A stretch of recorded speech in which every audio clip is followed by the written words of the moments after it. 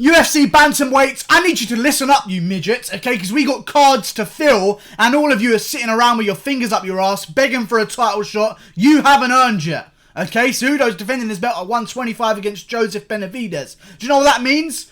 Either we get an interim belt, which wouldn't make sense, but it kind of would make sense at the same time, because Cejudo, who knows how long he's going to be after the Benavidez fight, and even if he wins or loses, maybe he gets KO'd by Benavidez and he's out for another 6 months. An interim belt might be on the line, but fucking bantamweights, we've got cards to fill, and you guys are sitting around on your fucking ass. Okay, I'm going to go through the entire division, giving the matchups I want to see, starting with...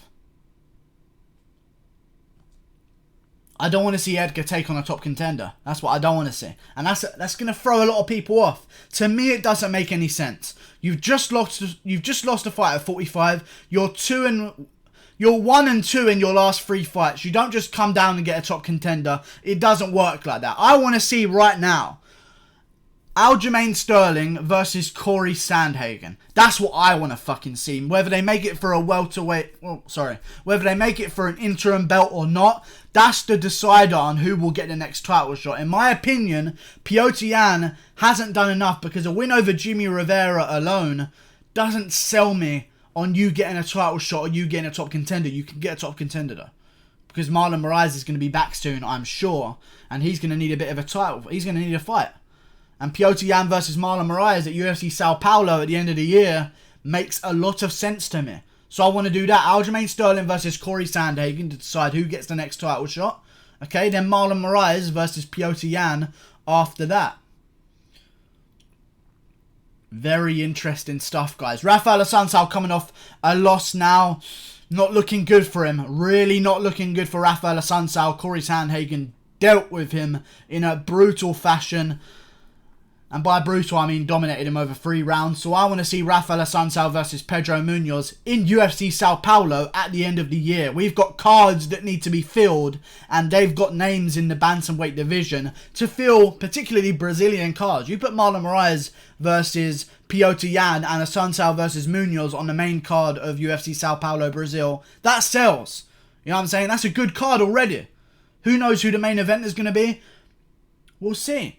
Maybe Aldo makes a fucking move, because he said he wants to come back down to 35 as well. To me, it makes no sense. Okay, and if he does want to come back down, I don't see Dominic Cruz getting a title fight, first of all.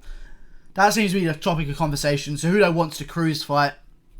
Much as I think Cejudo's doing what he can to sell his divisions, you'll do what the UFC tells you to do, and that's final. And that's how it works. Okay, so I want to see Cody Garbrandt versus Dominic Cruz, a rematch, if I'm honest with you.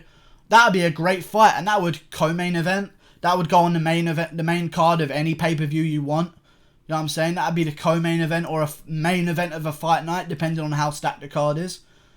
That's the definite main event of a fight night, actually. Dominic Cruz versus Cody Garbrandt 2. Imagine the shit talk. Imagine the shit talk. That'd be sick. Dominic Cruz versus Cody Garbrandt 2 is the fight to make. Jimmy Rivera,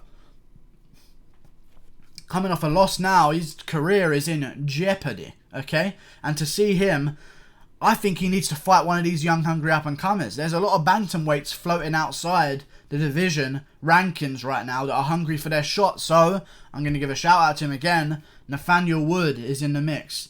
Marlon Vera is in the mix. There's a lot of guys that are fucking sitting right outside those rankings that need their shot into it. Okay, so I think if you lose as many in a row as Jimmy Rivera has, you deserve to give up your position to one of these young, hungry up-and-comers. That's what I think's next for Jimmy Rivera. You got Cody Stamann versus Rob Font. Done. That's a fight right there. Cody Stamann versus Rob Font. Okay? Then you've got John Dodson. Again, risk your position for those ranked below you. I don't know why people who have been in the UFC for so long think that means something. It doesn't mean anything that you've been in the UFC for so long. It really doesn't. Okay? I don't know why people feel entitled. Oh, I've done this and I've done that. Listen, John Dodson, if I were you, I'd go back down to flyweight. You are much better there than you are at bantamweight, okay? You need to really make a decision here. If I'm John Dodson, I'm going back down to flyweight and giving some juice into that division. Or I'm taking on a young, hungry up-and-comer. That's what you've deserved by losing so many. That's how the game works. Doesn't matter how long you've been in the game. If UFC says jump, you say how high. And if you're coming off some losses, you say yes sir to whatever the UFC tells you to do. Okay, you're in no position to call shots. If I was John Dodson, I'd be going back down to flyweight and maybe taking on Hussein Formiga. Done. That's a great fight right there. I'll make that. That's a great fight.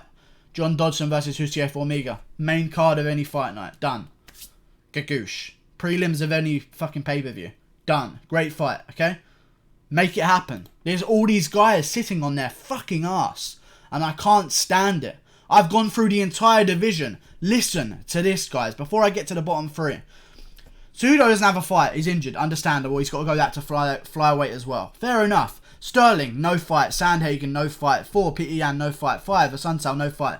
Pedro Munoz at 6, no fight. 7, 8, 9, Cruz, Garbrandt, Rivera, no fucking fights. Stamen, Font, Dodson, no fights. Song Yudong, no fight. Uriah Faber, no fight. Thomas Almeida, no fight. The entire division are sitting on their ass. I may have missed one that may have had a fight announced recently, but as far as I'm concerned, that's why the cards have been so shit recently. Because no one's doing anything. Too much inactivity. UFC needs to fucking... I don't even know what the UFC needs to do. Get, like, fucking light a match under their ass. Because they need to get up and start doing some shit. And start proving themselves. Uriah Faber, you're ranked number 14. You can't be calling for a title shot right now. In my opinion, Song Yudong, I don't think he's done enough to get a guy ranked above him yet. Maybe you do Song Yudong versus another one of these young, hungry up-and-comers.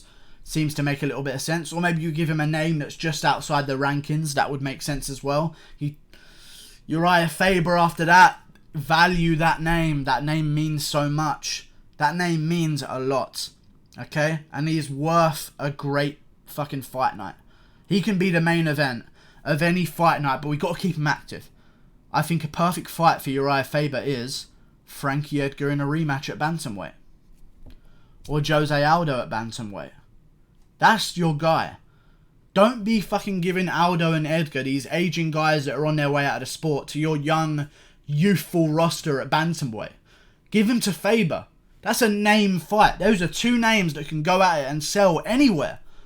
Jose Aldo versus Uriah Faber at the end of the year, UFC Sao Paulo. Done.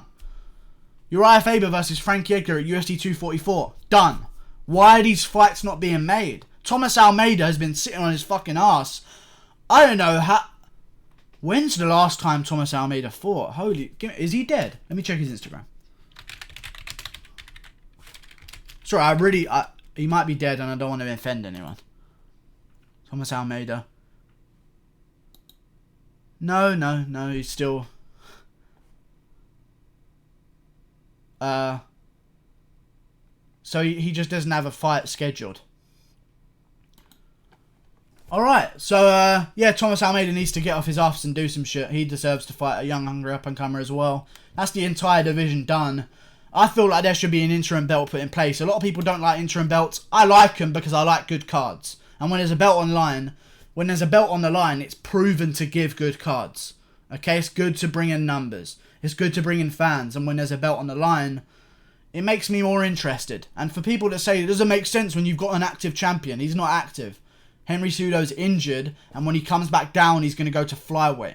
If he went to flyweight and had a fight scheduled at flyweight for Madison Square Garden or Las Vegas at the end of the year, I'd be saying no need for an interim belt, let's just have these two fight.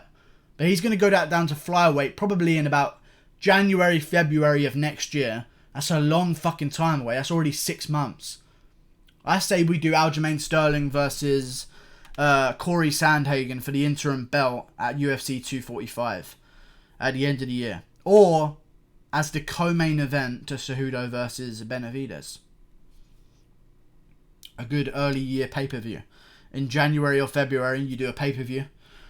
You do Cejudo versus Benavidez as the main event. It's not going to sell. We got to stack the card somehow.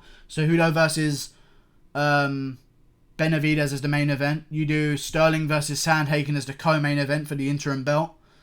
Because who knows what's going to happen after Cejudo fights Benavidez. He could lose. I think he wins, personally. I think he's the younger guy. He's learned more. And I think he's going to beat Benavidez. But who knows?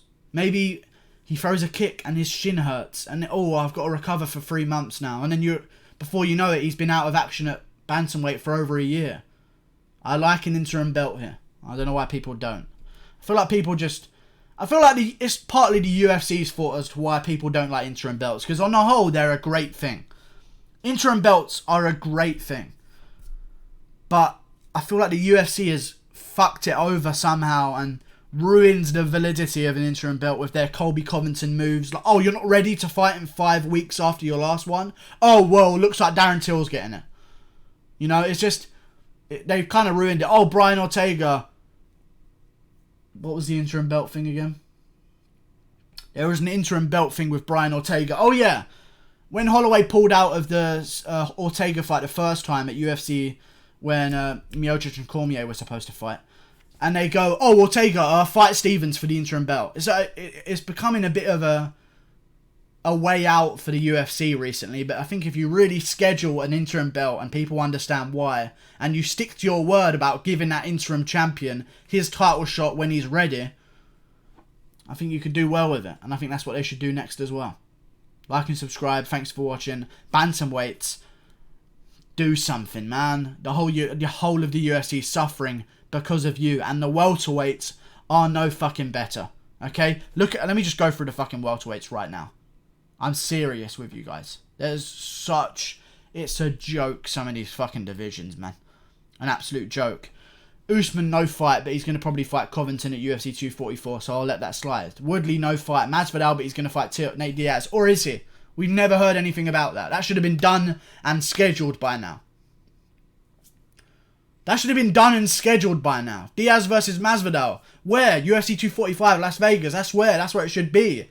Why is it not announced yet? Leon Edwards, no fight announced. Rafael Dos Anjos, no fight. Till is no longer at welterweight, so it doesn't matter. Ponzinibbio, no fight. Stephen Thompson, I don't know what the fuck he's doing. He's a YouTuber now. Start fighting. You're a fucking... I swear he's local to New York. He's somewhere around New York. You know, why don't he go to New York? Why don't he go to the co-main event of UFC Boston? It's a great fight. Damian Maia. He's fighting Ben Askren. Those are the only two that actually have something scheduled right now. Pettis just lost, but he's broke his foot. Fair enough. Lawler, no fight. Elizeu Zaleski dos Santos, no fight. Oh, he just fought and lost. Fuck him. Whatever. You know what I'm saying. These guys need to start fighting, because people are wondering why the cards are so shit recently. It's because every fighter's become a little bit more entitled nowadays. Way more entitled. And it's ruining the UFC. As much as people say, you don't know what it's like to be a fighter, man. Listen, I know Israel Adesanya can fight 5 times a year. I know fucking Conor McGregor can fight 4 times a year. Why can these guys do stuff that no one else can? Conor McGregor tore his fucking ACL against Chad Mendes. Turned right back around and fought Aldo with a torn ACL. Israel Adesanya had a fucking ballooned up eye. His eye was a balloon. Turns right back around to get another fight. I'm not being a fucking spoiled brat here. These guys need to fucking do some shit. And it's the worst thing when these guys turn around and go, why am I not a superstar? Because no one fucking remembers you, man. Fuck off.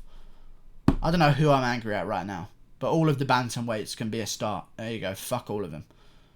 See you later. Click that. Goodbye.